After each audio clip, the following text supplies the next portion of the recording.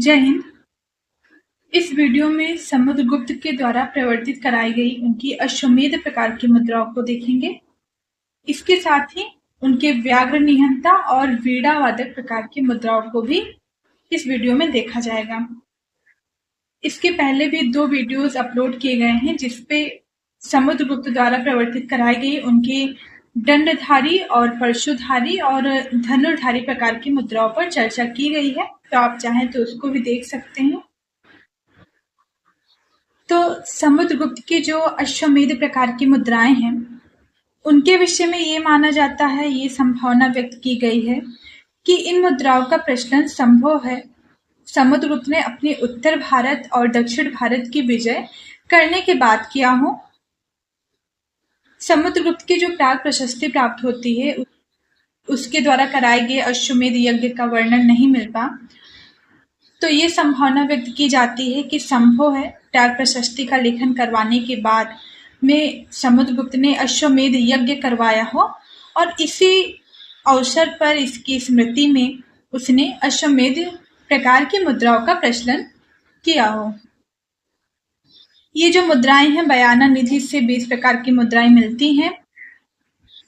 इसके संदर्भ में प्रोफेसर विशंभर पाठक का ये कहना है, वो ये मानते हैं कि ये जो मुद्राएं हैं उसको समुद्रगुप्त ने अश्वमेध यज्ञ के अवसर पर ब्राह्मणों को दान देने के लिए करवाया होगा। ब्राह्मणों को दान देने के लिए अश्वमेध प्रकार की जो मुद्राएं हैं उसका प्रचलन समुद्रगुप्त ने किया होगा।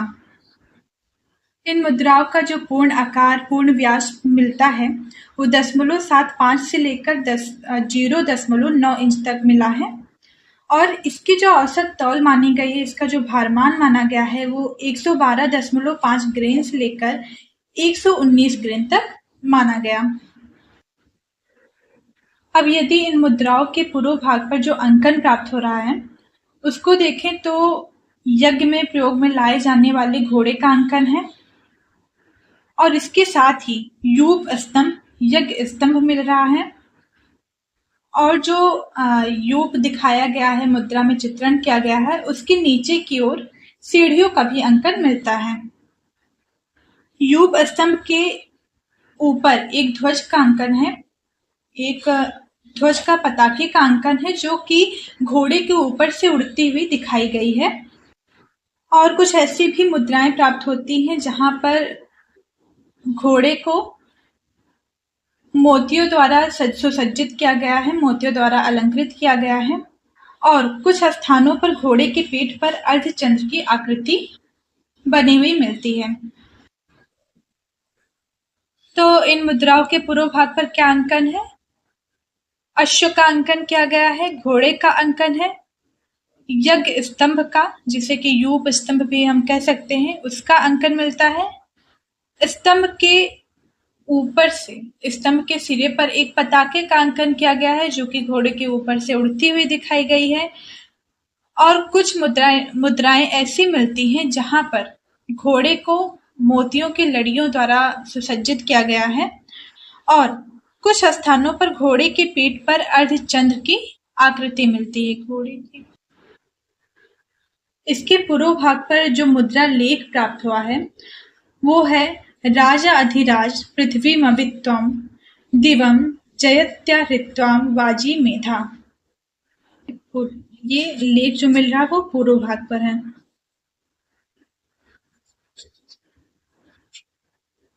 तो इस मुद्रा का जो पूर्व भाग है उस पर लेख है राजा अधिराज पृथ्वीमभित्वा दिवं जयत्याहृत्वा वाजी मेधा। ये जो लेख प्राप्त हो रहा है वो इसके पूर्व भाग पर प्राप्त हो रहा है। अब इन मुद्राओं के पृष्ठ भाग पर बैक साइड पर क्या अंकन है उसको देखें तो इसमें राजमहिषी बाईं ओर मुख करके खड़ी हैं, एक मणिमय चटाई के ऊपर राजमहिषी का जो मुख है वो बाएं साइड है।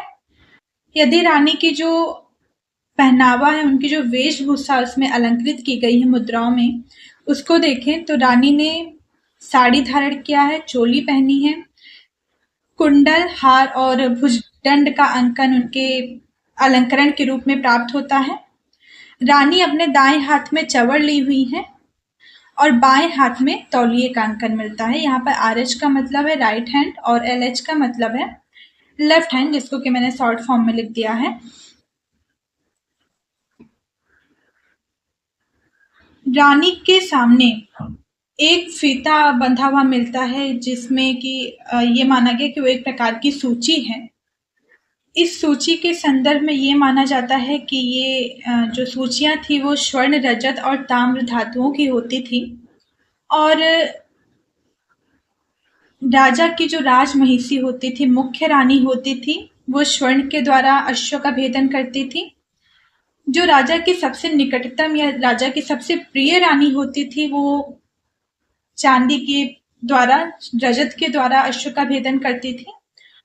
और जो राजा द्वारा त्यागी गई रानी होती थी, वो ताम्र का प्रयोग करती थी अश्व के भेदन के लिए। ऐसा विधान मिलता है, ऐसा वर्णन मिलता है।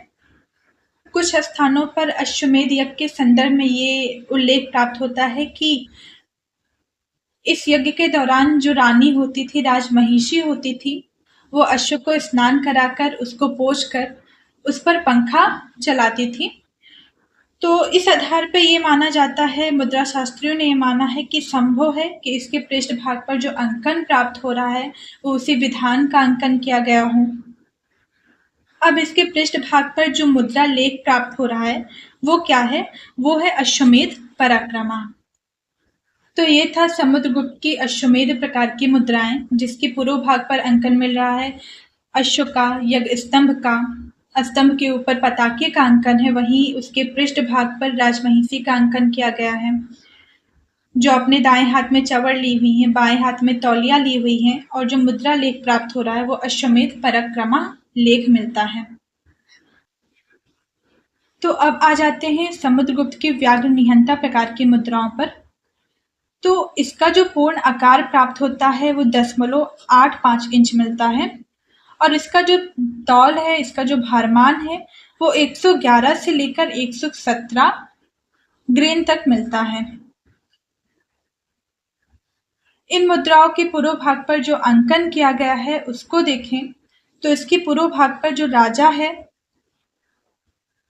उसका अंकन मिलता है, जिसमें वो कोट, पगड़ी और धोती पहने हुए दिखाया गया है। राजा का जो मुख है वाम मुख है, मतलब कि बाएं साइड है, वाम मुख, बाएं साइड। राजा का जो मुख है वो बाएं साइड है और राजा ने हार, कुंडल और भुजदंड धारण किया हुआ है। इसके साथ ही राजा को पूर्व भाग पर पैर से बाघ को, व्याघ्र को कुचलते हुए दिखाया गया है। और अपने दाहिने हाथ से जो राजा है वो धनुष से निशाना लगा रहा है। कुछ मुद्राएं ऐसी भी मिलती हैं जहां पर राजा और व्याघ्र के बीच में चंद्रध्वज का अंकन किया गया है। और इन मुद्राओं के पूर्व भाग पर जो लेख मिलता है वो दाहिने साइड में व्याघ्र पराक्रमा लेख प्राप्त होता है।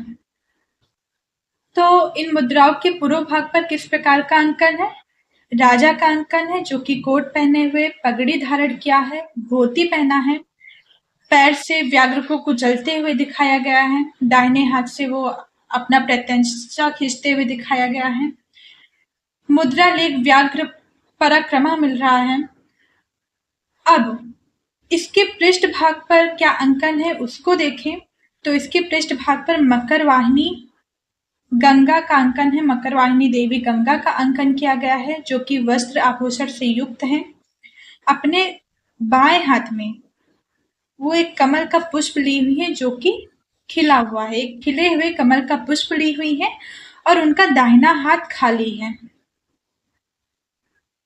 देवी के ही सामने उनके बाई ओर एक फीता का अंकन है, एक चंद्रध्वज का अंकन किया गया है उसके ऊपर। और जो लेख मिल रहा है वो लेख है व्याघ्र पराक्रमा। और कुछ स्थानों पर एक अन्य लेख भी मिलता है, वो क्या है? राजा समुद्रगुप्ता। अब ध्यान देने की बात यह है कि पृष्ठ भाग पर जिस देवी का अंकन प्राप्त हो रहा है, जिन्हें कि मकर वाहिनी गंगा कहा गया है, इनके संदर्भ में जो विद्वान है वो मतैक्य नहीं है। जैसे कि जो स्मिथ है वो ये मानते हैं कि ये वरुण की पत्नी वरुणानी होंगी, और दूसरा संभावना जो स्मिथ है वो ये व्यक्त करते हैं कि हो सकता है कि ये कामदेव की पत्नी हो, कामदेव की भार्या रति हो, जिसका वाहन मकर माना गया है।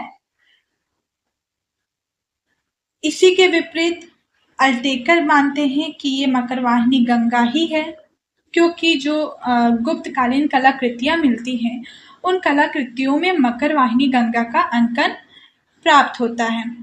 तो स्मिथ ने इन्हें कामदेव की पत्नी रति भी बताया है। ये संभावना व्यक्त की है कि हो सकता है कि ये देवी रति हो। वहीं दूसरी ओर स्मिथ ये कहते हैं कि संभव है कि ये हो सकता हो देवी वरुणानी हो, लेकिन इसके विपरीत अल्टेकर ये मत रखते हैं कि ये मकर वाहिनी गंगा ही होंगी, क्योंकि जो गुप्तकालीन कलाकृतियां मिल रही हैं उनके ऊपर वहां पर मकर वाहिनी गंगा का अलंकरण, मकर वाहिनी गंगा का अंकन मिलता है। अब आ जाते हैं समुद्रगुप्त के वीणावादक प्रकार की मुद्राओं पर। ऐसा माना जाता है कि जो समुद्रगुप्त था वो संगीतज्ञ था। तो ये जो मुद्राएं हैं कहीं ना कहीं उसके कला प्रेम को, संगीत प्रेम को भी प्रदर्शित करते हैं। इसका जो पूर्ण आकार माना गया है वो 0.75 से लेकर 10.85 इंच तक माना गया है, और इसका जो तौल प्राप्त होता है, इसका जो पूरा भारमान मिलता है वो कुछ मुद्राओं में 111 से लेकर 117 ग्रेन तक, और कुछ स्थानों पर 119 से लेकर 121 ग्रेन तक मिला है। अब इन वीणावादक प्रकार की मुद्राओं पर जो अंकन प्राप्त हो रहा है उसके पूर्व भाग पर और पृष्ठ भाग पर उसको देखें तो इनके पूर्व भाग पर राजा को पैर मोड़कर पर्यंक पर बैठे हुए दिखाया गया है, पैर मोड़कर पर्यंक पर बैठे हुए दिखाया गया है। और जो समुद्रगुप्त है, जो राजा का अंकन मिल रहा है वो अधोवस्त्र धारण किए हुए हैं। इसके साथ ही उसने मोती से युक्त टोपी धारण की है, हार, कुंडल और भुजदंड धारण किया हुआ है। तो राजा का वेशभूषा किस प्रकार से है, राजा का अंकन किस प्रकार से है?